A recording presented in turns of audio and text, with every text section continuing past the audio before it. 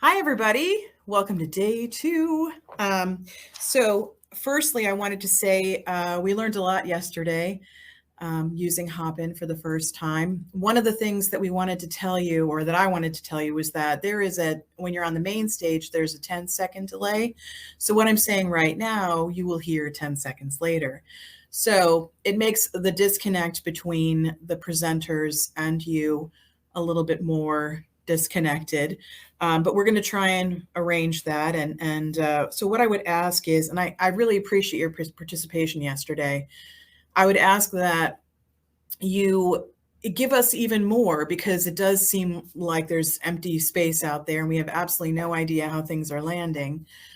So I would ask that you give us your comments, give us your feedback, give us your questions, any questions. It's fine. We will answer anything that you've got related, obviously, to what's happening, or anything that you can think of that's related to leadership or affordable housing, things that you've always wanted to ask.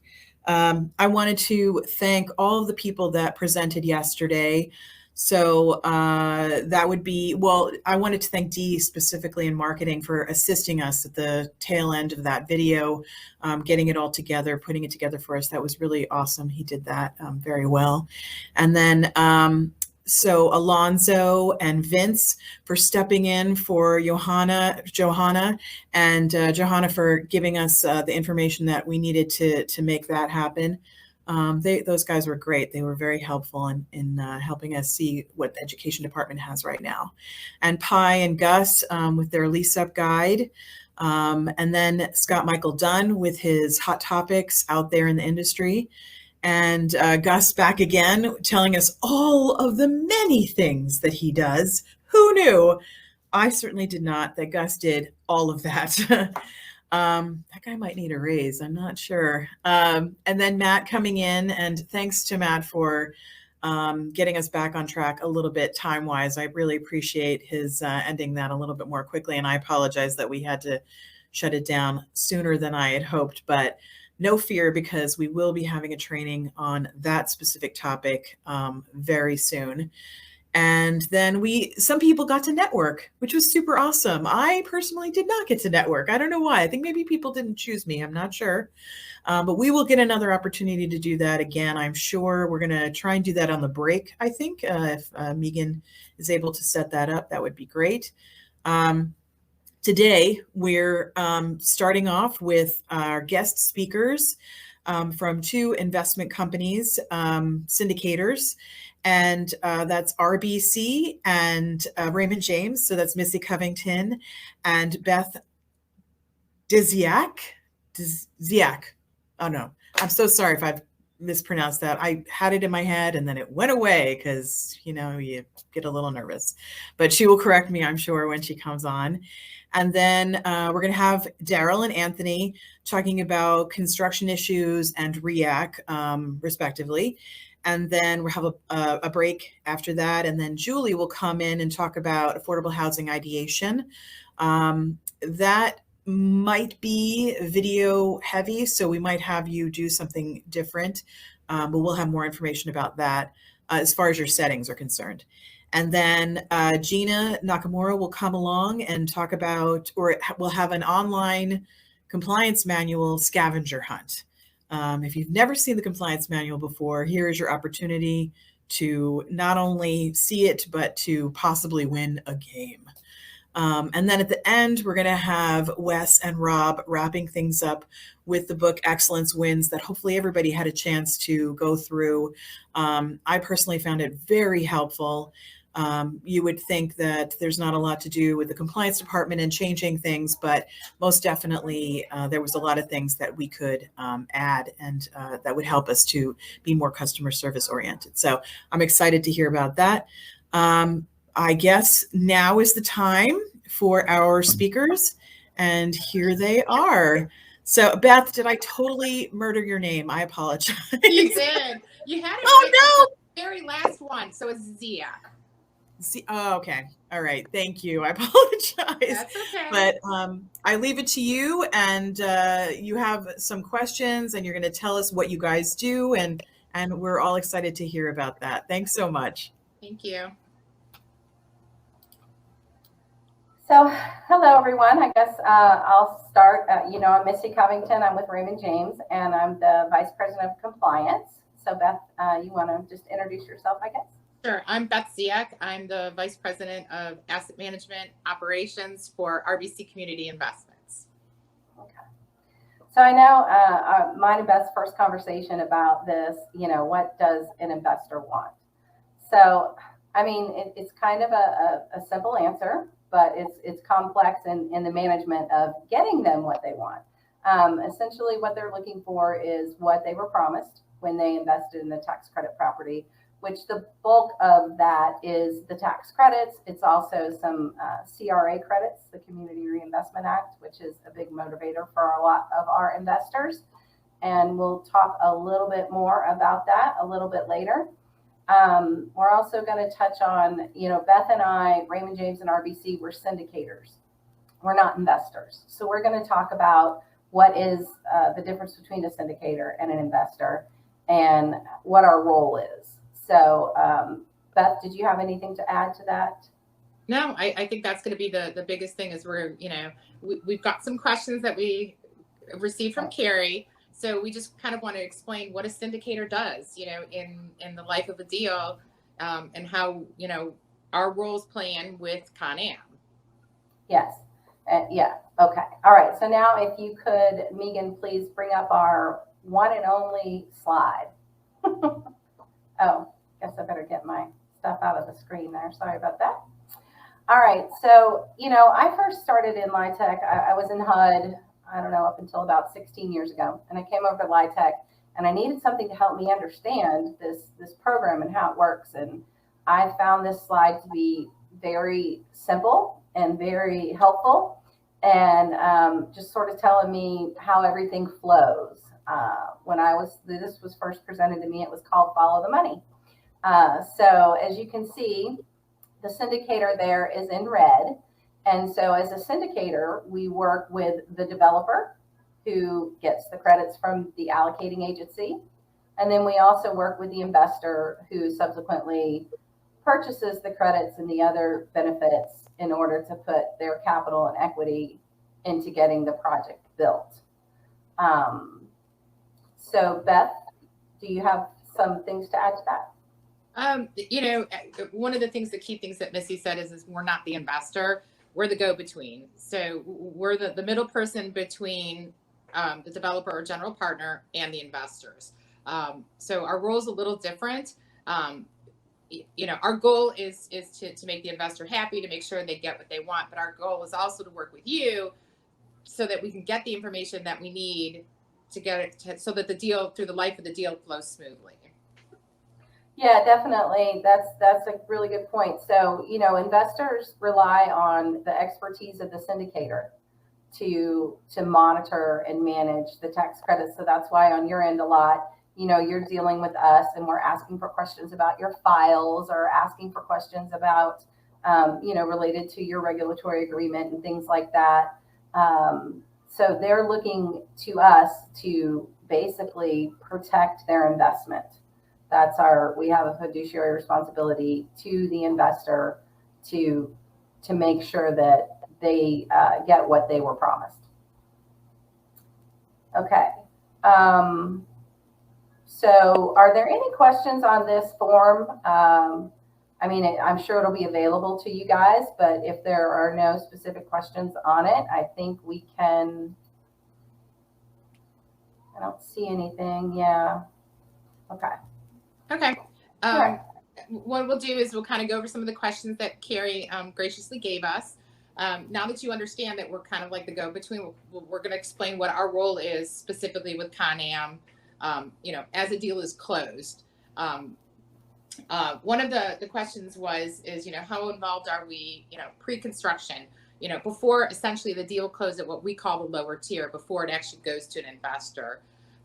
From my perspective, from what I do, I'm involved mostly pre-construction before a deal even closes with a developer. Normally, if it's an acquisition rehab deal or a re-syndication, as well as now average income deals. very early on in the deal, working on that. Sometimes we actually reach out even before the deal closes. I'm working with the property management at that time, just so that when the deal closes and we immediately start, everything's smooth. Everybody knows what their responsibilities are and what I'm expecting from them and what they're expecting from me. I'll let you go, Missy. Yeah, so I do work some on the front end, maybe not as in-depth as Beth, but obviously it's the same type of deal. You know, it's going to be an occupied rehab, excuse me, or an average income test.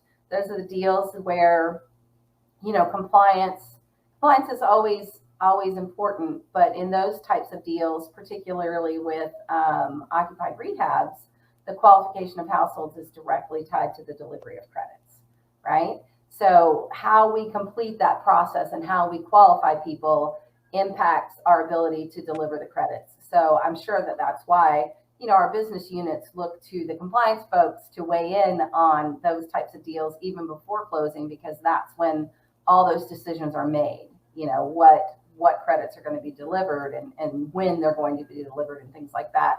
So yeah, and with average income, you know, it's just managing the risk, right? How are we going to manage the risk currently associated with average income in this environment where we have, and I know there's a question about average income, so we'll talk more about it, but, you know, we obviously are in an environment that is a little concerning for our investors and for us as compliance folks.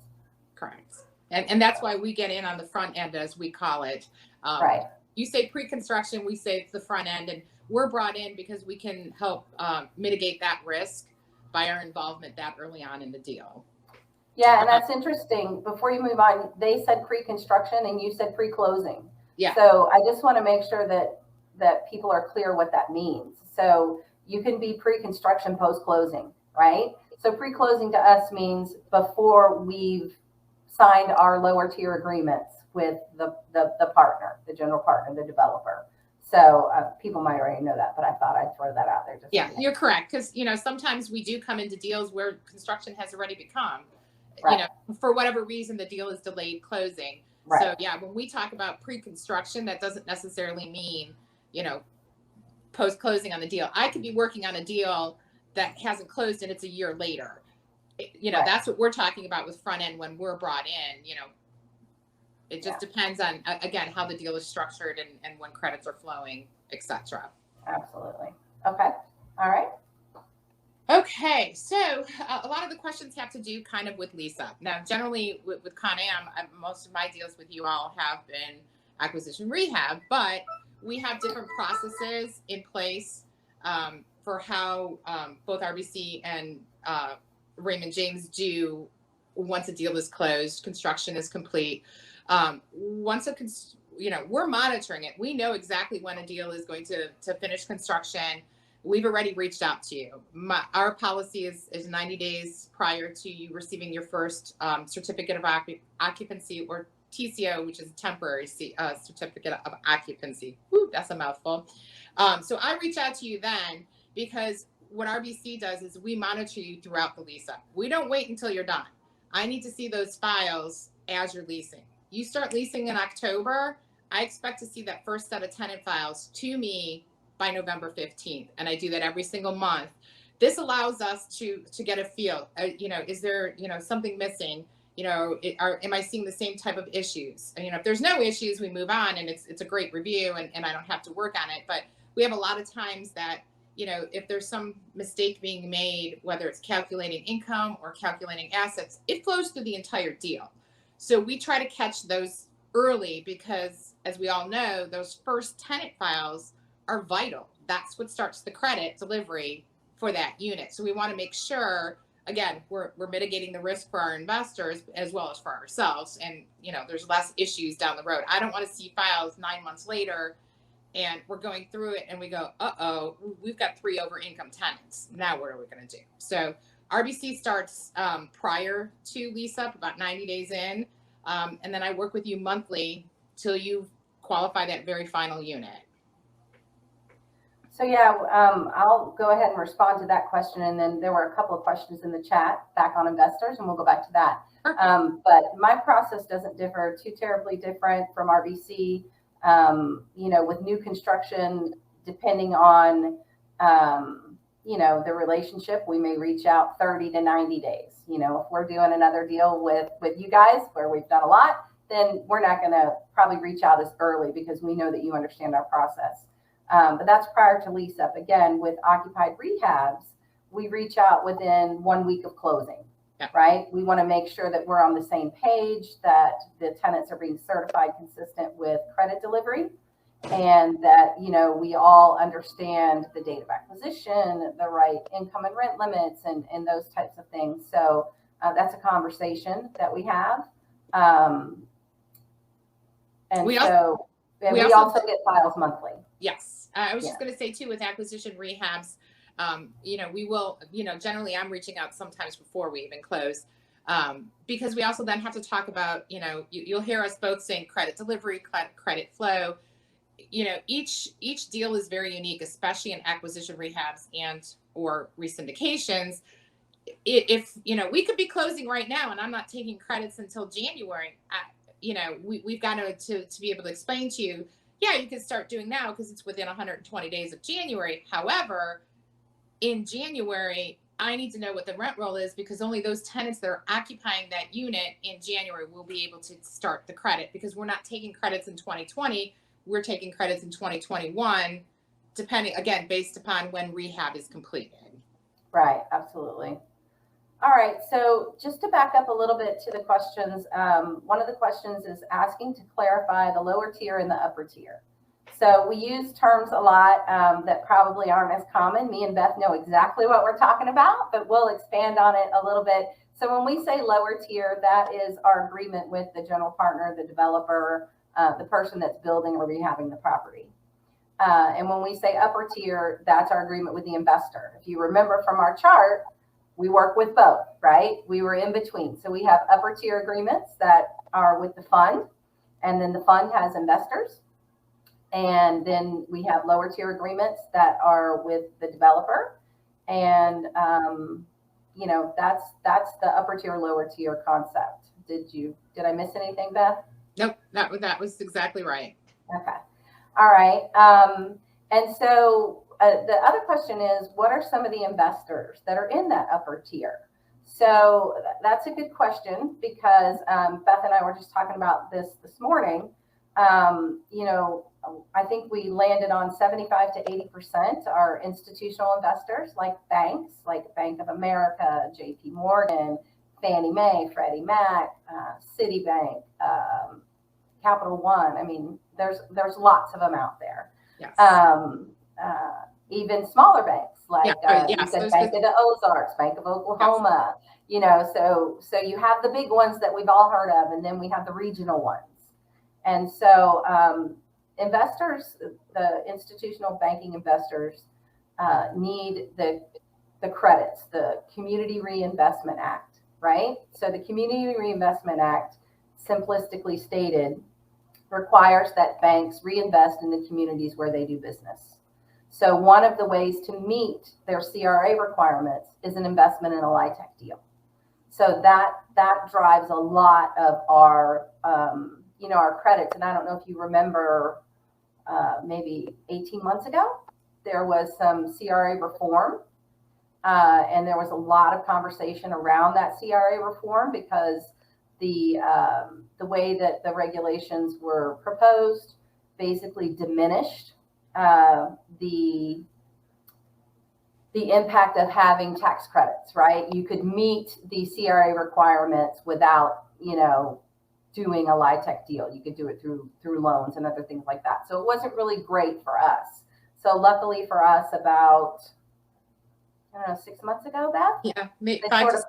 Yeah, they pulled that back. And so they're still going to do some CRA reform, which I think is necessary because right now I think there's 2 or 3 different entities overseeing based on the size of the bank. But luckily we don't appear that we're going to be in a space where, the LIHTC is less desirable. So anything to add on that? No. Okay. Well, hopefully we answered those questions, and then I guess we'll go with whatever's next on our list. Um, One of the things that Carrie had asked is, do we have a database for Con-Am for the deal? What happens is, once we get, and I should kind of step back and say, okay, you guys are 100% QO, you're leased, Missy and I sign off and we say, see you. This is where RBC and Raymond James do differ. So I'm going to tell you what RBC does. What my firm does is that every year, annually, we do a 10% test of your tenant file. So at that time, we reach out to you. It's the same time every year. And we reach out to you and say, hey, can you send me a rent roll? You send me the rent roll. I pick the units. You send me the tenant files. I do my review. We're good. I collect annual owner certifications as well as any state site either file review or physical inspection reports. If there's any issues, your follow up, etc. I'll let you go next on that, Missy.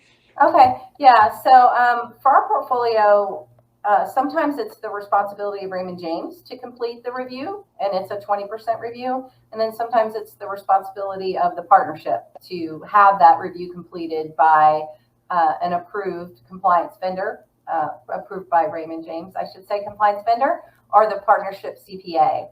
So we have deals that do it both ways. But yeah, it's for us, we don't do it on an anniversary event, so to speak. It's part of our annual reporting requirement, and it's due the same time every year. And one of the questions that Carrie had listed is do we have a database? Do we ask you for things? We don't. We've got all the closing documentation, the tax credit application. Eventually we do get the LURA depending on what state we're in. So we have all of that. So by the time we're reaching out to you, whether it's initial lease up or our annual reviews, there's not much we're going to be asking from you at that point in time. We have all that information. The only thing, that may differ from year to year is our contacts. If somebody leaves or, gets promoted, who's the new contact? Other than that, there's, we don't require anything from you. I mean, we ask for a rent roll when we do our annual review and some documentation that is required through the partnership agreements.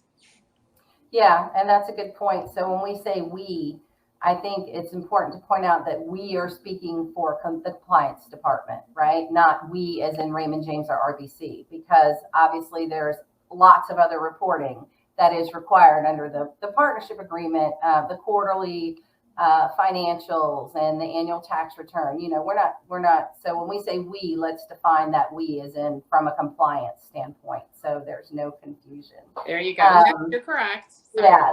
So we don't necessarily have a database by, management company. Obviously, like everyone else, I have 50,000 folders in my inbox, and there's one for Con-Am. And so I have access to information, historical, going back, I don't know, a lot of years. But it's more in that context. And see, I do have a database.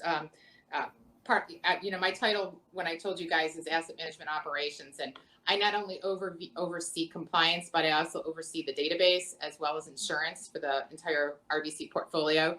So we do have a database that does have all that information. So I also have folders because, I want to see who I talked to last year, because that's generally how I and I could see all the historical data too. If I see a file review this year and all of a sudden I'm going, why is it so bad? Oh, it's a new person, or, oh, something changed, which could also be state requirements too. So I think that was one of the questions. I think I misrepresented. We have a database, obviously. Okay. It just doesn't have it has contacts and things like that. But I got the impression that, and maybe I misunderstood, that the question was more around, hey, if we tell you that our application fee is $60 and our out-of-pocket cost is $55, do we have to send you that for every deal, or do you remember that from deal to deal? That's the kind of thing that I am thinking of, that no, we don't have the specifics like that for some of the things that we ask for on the front end. We do save it historically, depending on the type of data it is. What I consider is important for the project from a compliance standpoint. So we do, Most of that stuff is done at the front end. So if I need it, there's a folder for it because that's where all the documents for that project live, including, my historical compliance, because I save the spreadsheets and the reviews and the tenant files. One of the things that as a syndicator is we're obligated to do this because the investor at any time can ask us. They generally don't, but it is in our agreement with the investors that we save all this data for them, including the tenant files. The first year files. Yes. Yeah. Not the subsequent review files. I do keep those. Do you? Okay. Yeah. It's not, well, sometimes it's good to go back to see if, our portfolio is so large now. Occasionally I do farm out to third parties. So the third party's coming up with an issue. I need to go back and see previous years. Is that really an issue? Or did something change with the state that the third party knows that I don't know? No, this was never an issue, because they tend to be generic as a third party. Oh, there's no student cert. Well, some states don't require that. They ask you, to confirm it someplace else, whether it's in the application or questionnaire, things like that. The same thing with assets. So I tend to go back and look at the previous years because it helps me. So we're not recreating the wheel and you're giving me the same answer that you gave me last year or the year that I did originally ask that, which is generally the first year. And let's be honest, once we're beyond that first year, somebody else is looking at it. Missy and I both have a team of analysts who do the reviews, and it's not necessarily the same one looking at that same property year after year after year. Yeah, I think that brings up another question that I believe was asked about our approach to compliance. You mentioned that, someone might not have a student certification form. So one of the things I think that they wanted us to share was how we approached compliance. And for us, it's more conceptual. So if you don't have the student verification certification form that's in the 8823 guide in all of your files, we're not going to write that up as a finding. But that concept of addressing student status for the entire calendar year is something that needs to be addressed in your files. So as long as the concept is covered, then we're not concerned with the specific forms. And I think, Beth, you're consistent with that as well. Yes. And understand that both RBC and Raymond James, we're in more than one state. We're in, 40 plus states. So every state is different. So we, again, like Missy says, we do the conceptual, we do a standard, and that's how we do our reviews. So if we send you an email and say, hey, we looked at this file, this is what I noticed, and you come back and tell me, no, we don't have to do, again, there's a standard that we do, and then we kind of look at the files. If we come back with a finding and say, hey, I didn't see any student certs in here. Yes, I see it on, both the TIC as well as the application and the questionnaire. How are you verifying that? If it's something that the state says you don't have to do something and this is what you do instead, you just need to let us know. I mean, we both try and keep as good as notes as possible from state to state. But sometimes things change and we're not aware of it. Again, being in so many states, if we had a bigger team, we could have somebody looking at the states every year and seeing what was different, but that doesn't normally happen. So, if we come to you with a finding, it's nothing. If it's something the state says, just simply tell us, direct us to the compliance or say, hey, it changed.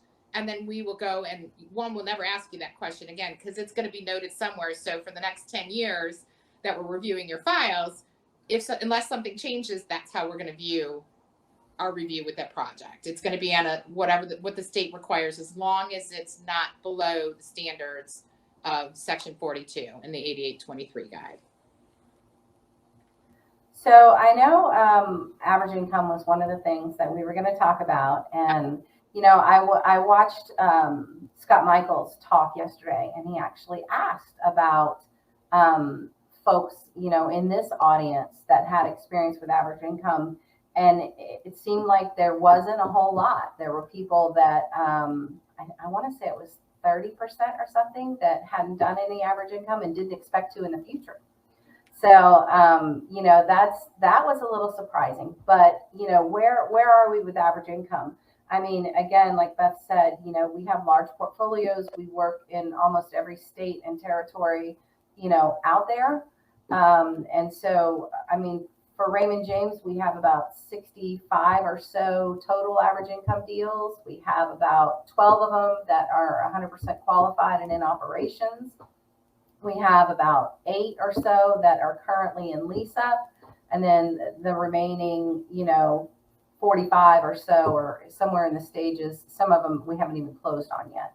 So, and that's another thing, when the IRS came out with the proposed guidance that Scott Michael spoke about back in October of last year, a lot of us thought initially that this was sort of the kiss of death for, the average income test.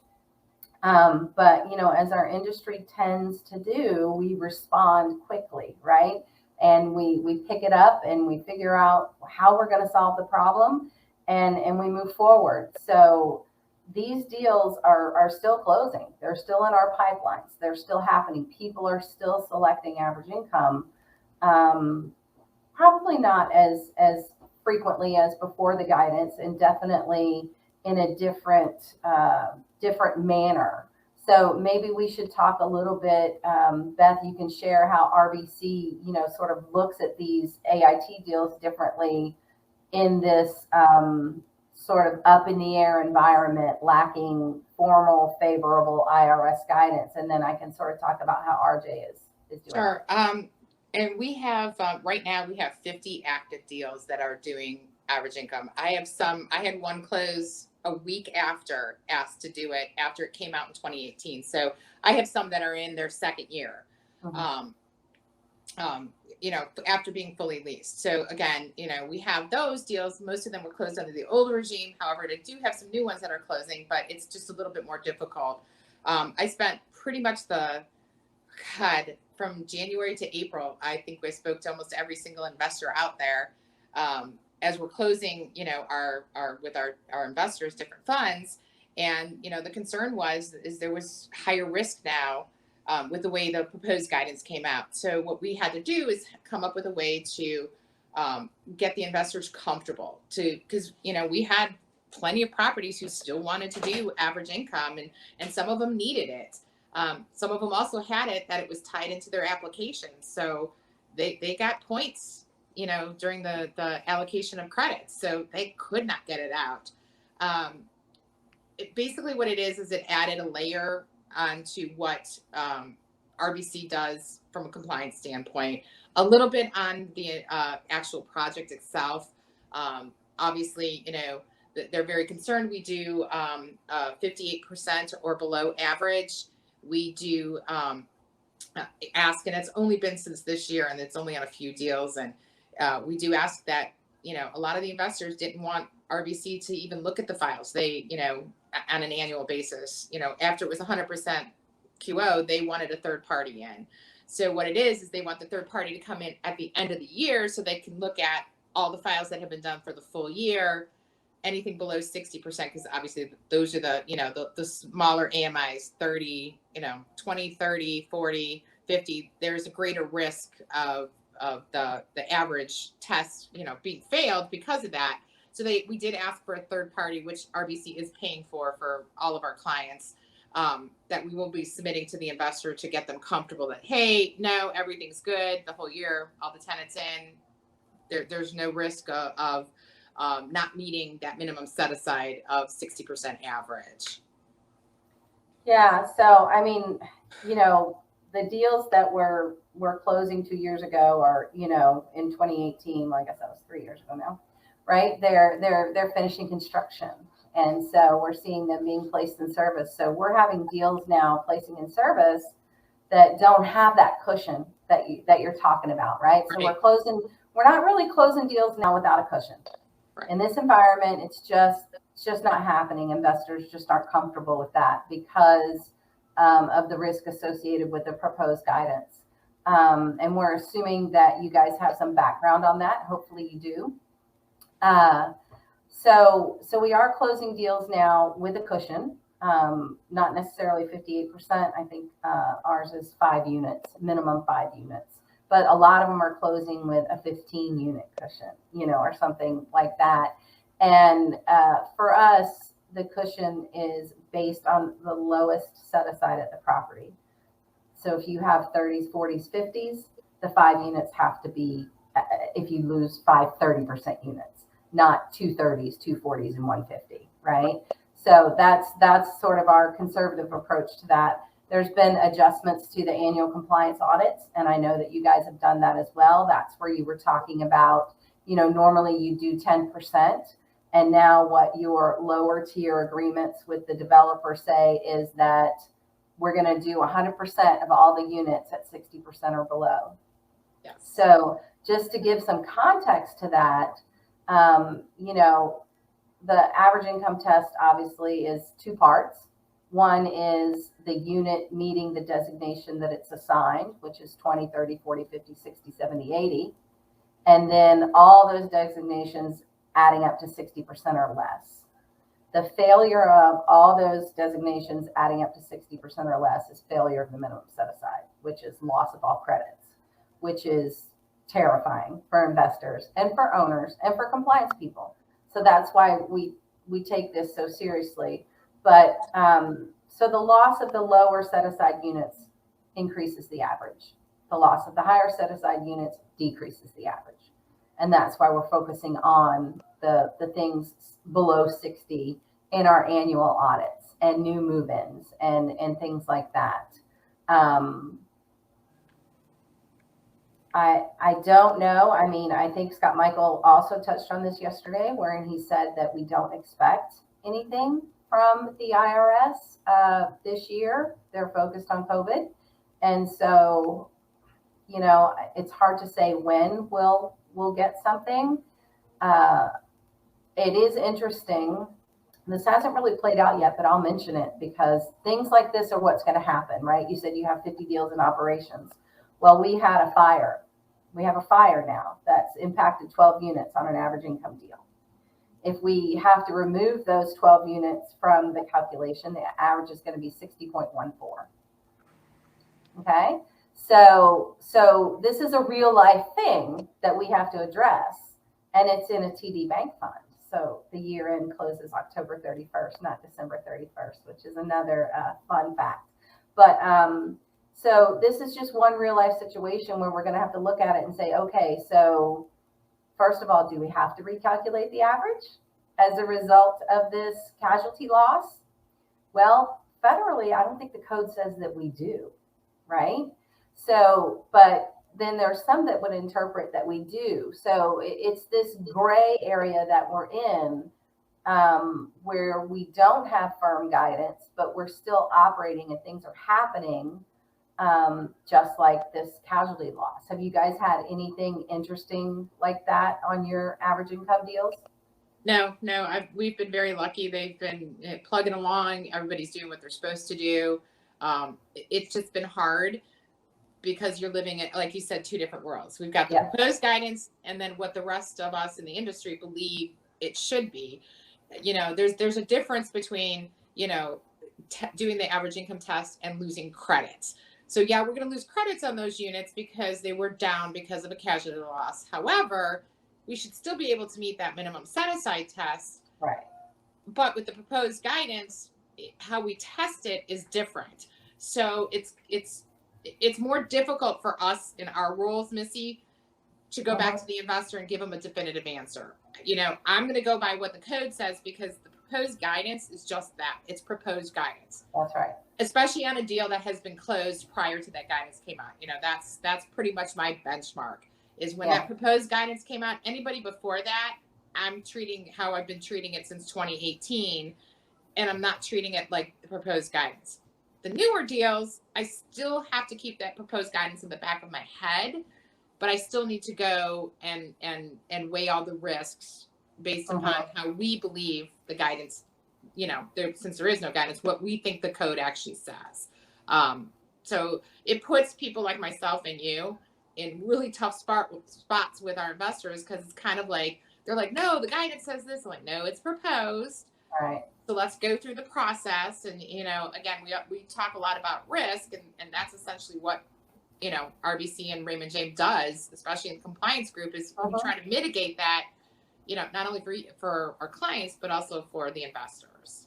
That's right. Yeah. And, it's a fair point that we had 2.5 years to make our own determinations of what those regulations meant and what, the how to operate average income. And then 2.5 years in, we got this guidance that said, oh no, that's not really how we think it should work.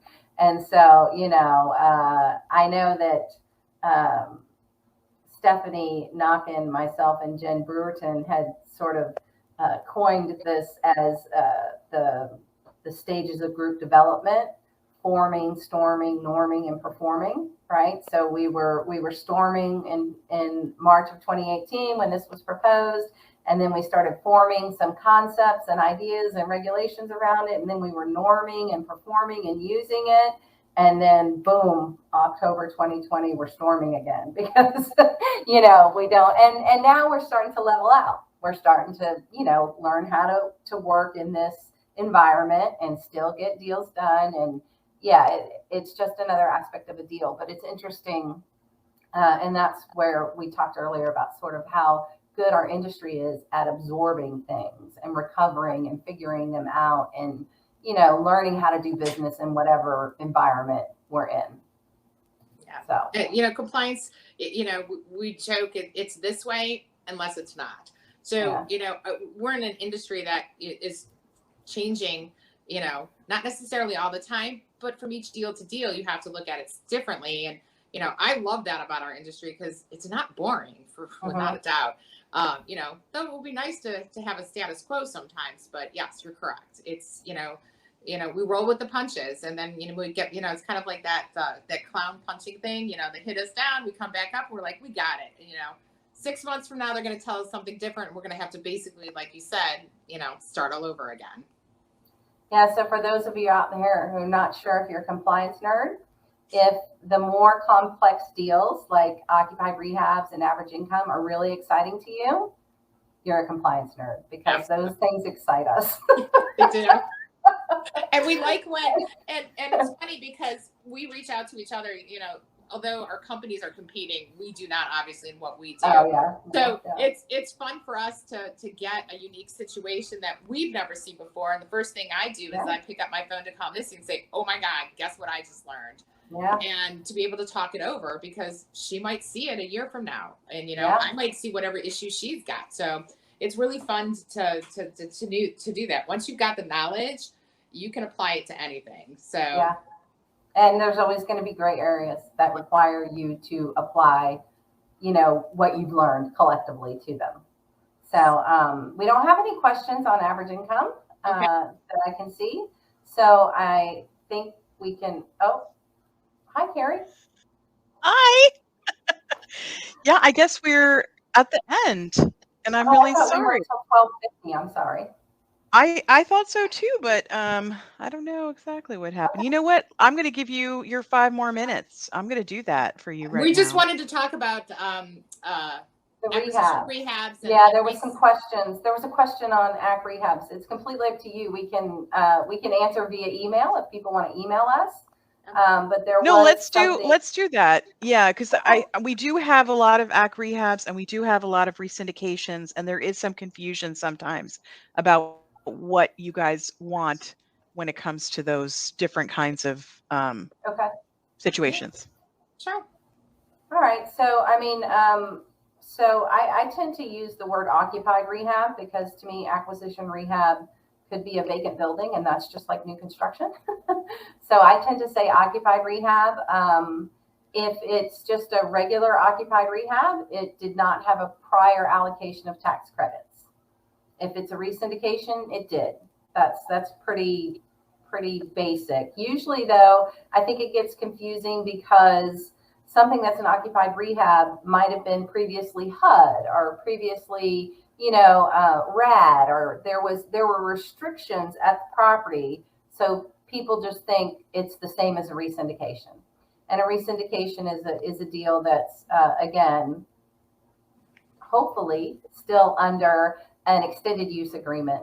So I know for Beth and I both, when we started in this 15 or 20 years ago, the biggest concern was, is our regulatory agreement still in place? Because prior to 1990, they were only 15 years. Now we're actually at the point where the 15 years is over, right? December 2020, we could have had deals that are outside of that 30-year extended use period. And people talk about grandfathering in households. And I know that Conam likes to do this a lot. They like to use their existing file to income qualify households, which Beth and I are both good with, for income eligibility. I think it's important to point out that an historical initial file is only going to validate income eligibility. We need something current for student status, household composition, and of course the rent amount. The affordability component is less than LIHTC. One of the things that came up for me recently on a resyndication was that the prior allocation of credit, they had elected no on line 8B. So all buildings were not one project, meaning that if someone moved from one building to the next, it was a new move-in. So we had to then go back and look at the initial file that was submitted. Was it for the unit that the tenant resided in at our acquisition? So that's sort of one of the things that came up recently to be aware of when you go to look at these. Also, the prior allocation of credit, was it 2050 minimum set-aside election rather than 4060? So you know the benchmark for qualifying your existing households. Beth, I'll let you wrap it up in the last couple minutes here. Again, I do the same thing. You know, when I talk about an AC rehab and a resyndication for acquisition rehab deals, they're occupied, but I look at it two different ways. I have a deal that the tenants are going to remain in place during rehab, which those are the best ones to do. I love that. I get it over and done with very quickly. Those are most of the ones I've done with Conam. And then I have what we call a rolling rehab, and that means the tenants are moving around. So those are different requirements because I'm in that deal and talking to you guys monthly as the tenants are moving around, as you know, the buildings are coming, you know, being released and rehabbed, and tenants are, you know, moving from one to another, trying to maximize the credit delivery. So for that, you know, there's different how we look at them. For resyndications, the same thing, Missy. We're very much the same. We have the same requirements unless the state comes and tells us something different. You know, most states are being really good now about putting in the requirements that very match similar to what the 8823 guide. So we have, you know, we're not going to ask you to completely go ahead and re-qualify every single tenant.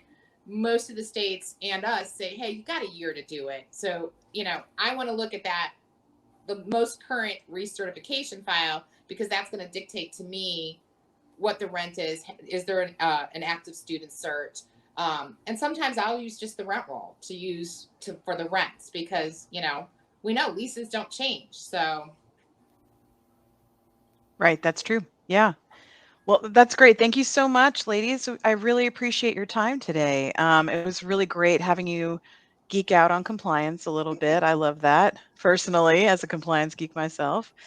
And we're going to be moving on to Daryl and Anthony to talk about construction issues, and Anthony's going to talk about REAC. But ladies, thanks again. I really appreciate it. Thanks, Beth. Thanks, Missy. If you want to keep staying on, if you want to see Thomas's talk tomorrow, he's going to be with us tomorrow morning. So I do ask you to come back if you would like to do that. Thank you. So we're going to be going off to sessions, everybody. We're going to be going off to the next session. They're getting ready over there, so feel free to migrate over to sessions. Thanks so much. Thank you.